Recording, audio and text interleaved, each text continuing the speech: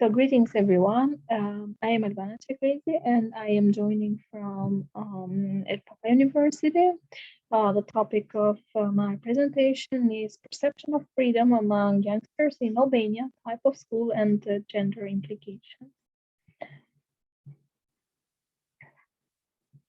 So as an introduction, we need to set a kind of background to the current study.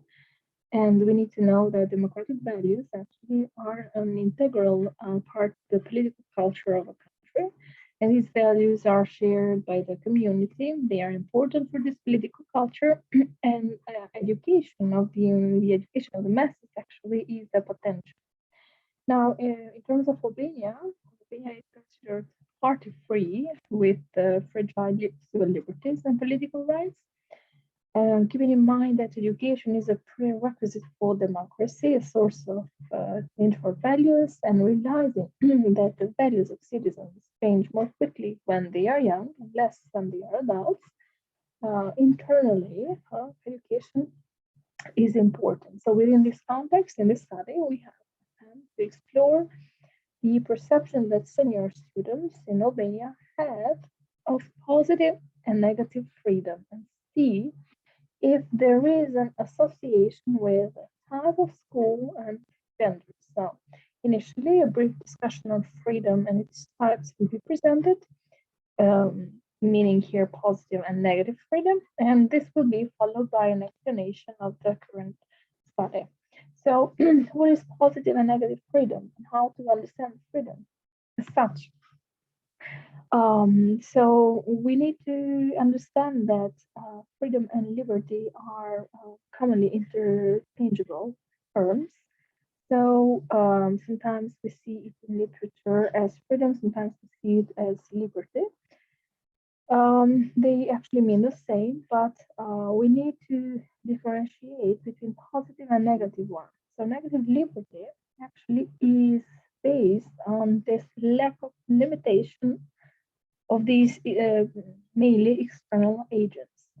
So it is actually lack of external enforcement. So this the individual that limits this liberty, be it the state, the government, be it the army, the police, the teacher, parent, etc.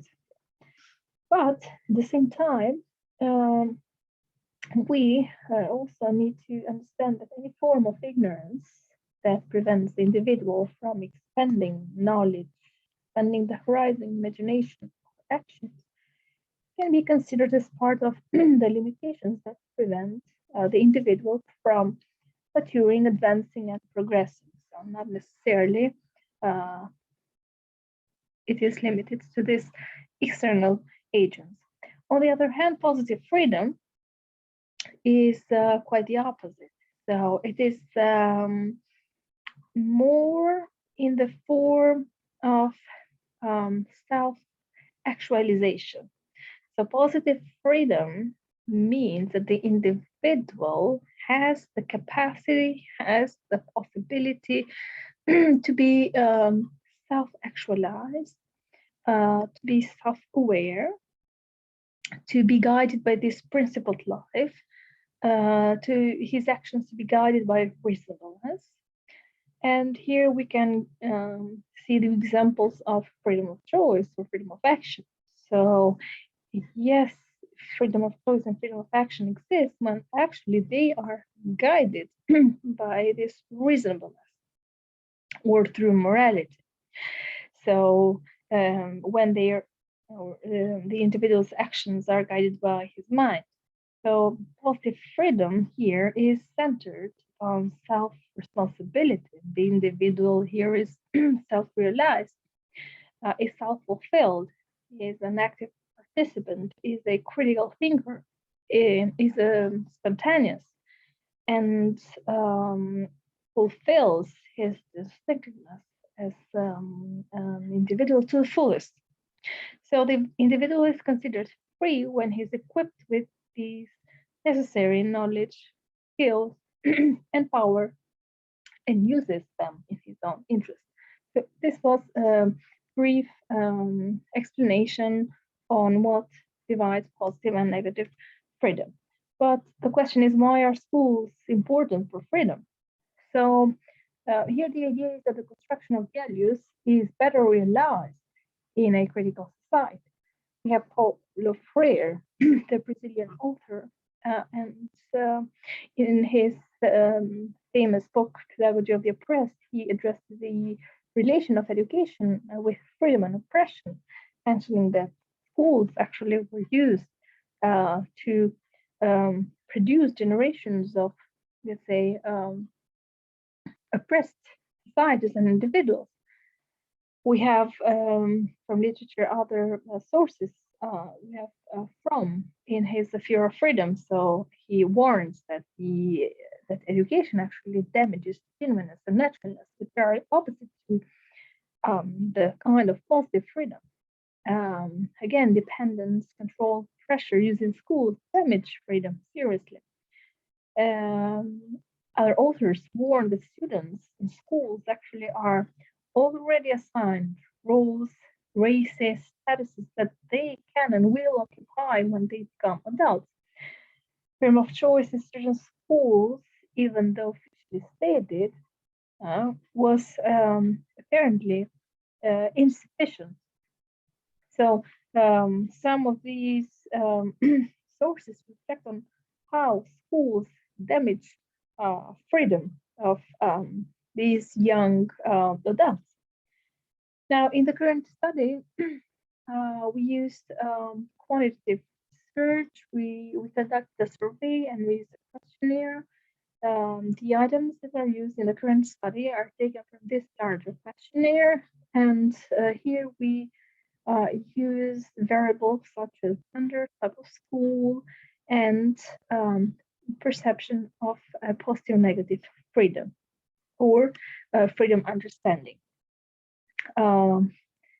The questions were posed in the form of multiple choice for gender type of school, and the other ones used to measure the variable of positive negative freedom were combined. So one was multiple choice, and the other ones were in the form of 5-point Likert scale statements, varying from strongly disagree to strongly agree.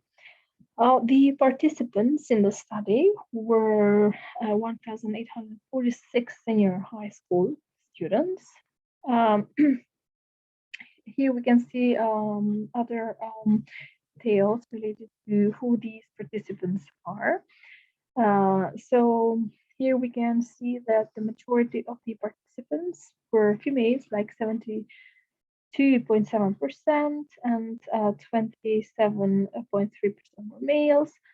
The majority participated from public schools and 12.9% from non-public schools. The participants came from these four main regional directorates in Albania, where the majority was from the Directorate of Tourists, which includes also the capital city and main cities and the most populated cities, followed by Kurta, Fier, and Beja. These are the results from the cross-tabulation. So here we cross-tabulated gender and positive negative freedom perception. The first table demonstrates the results in frequency and in percentage. And here we can see that within gender, for instance, males, 8.3% consider that freedom is lack of external enforcement, 26.6% freedom is self-control being your own master, whereas 65.1% consider that freedom is not solely a lack of enforcement, but self-development, responsible attitude as well. The same thing for females, as seen here from the table. Here we performed also chi-square test, and we performed Pearson's chi-square. And here we can see the value here of the chi-square. And the value is smaller than our alpha value, which is 0.05. And as the our obtained value is smaller than the sample value, we have the possibility to, let's say, oppose the null hypothesis that actually there is no differentiation between a perception of positive negative freedom as concerns gender. On the contrary, the results indicate that there is evidence to suggest that different genders actually have different perceptions of positive negative freedom. Here in the following table, we have actually the value of the p-square, which is 0.113, and here we can measure the strength of how much gender, let's say, influences perceptions of positive negative freedom, even though this value is small one, a small and a medium one, 0.113, it is still a significant one. So we can conclude that actually gender is indicative of a different, let's say, perceptions of freedom. Here we did the same actually, and we have cross-tabulation of type of school and positive negative freedom perception. So here from the table we can understand that within public schools, the majority, like 70%, thinks that freedom is not solely lack of enforcement but self-development, responsible attitude as well. And we can also see the results here for private one. In terms of the chi-square test, again, the obtained value of the Pearsons chi-square is a significant one, as it is smaller than our alpha value, which is 0.05. As this value is smaller, it means that the type of school here is indicative of different perceptions of freedom among these youngsters, among these high school senior students in Albania. So we have evidence to oppose the null hypothesis that actually type of school does not impact perceptions of positive negative freedom. On the contrary, the Pearsons square indicates that different types of school produce different perceptions of freedom. And here we have the p value, which again is a small one, but still a significant one. So as a result, we conclude again that different types of school are related to different types of perceptions of positive and negative freedom. As a conclusion, we can resume and say that freedom we can offer, that freedom is related to the education of students attain. When the authority in schools is in favor of freedom, the students are thought of as conscious, being not simply recipients. We need to be careful about the education sides because they are places for personal and collective transformation. However, given the dependence, control, pressure used in schools damages freedom seriously and harm the independence of thought and action, it is important to consider if schools have implications with how they perceive freedom. Now, the current study aimed to explore the association between perception of positive and negative freedom in type of school and gender as well. The results indicate that there are differences in perception due to gender and type of school. This means that different schools, different genders perceive positive, negative freedom differently. However, more research is to be done in order to further explore in details how type of school and gender impact perceptions of freedom. And this is all. Thank you.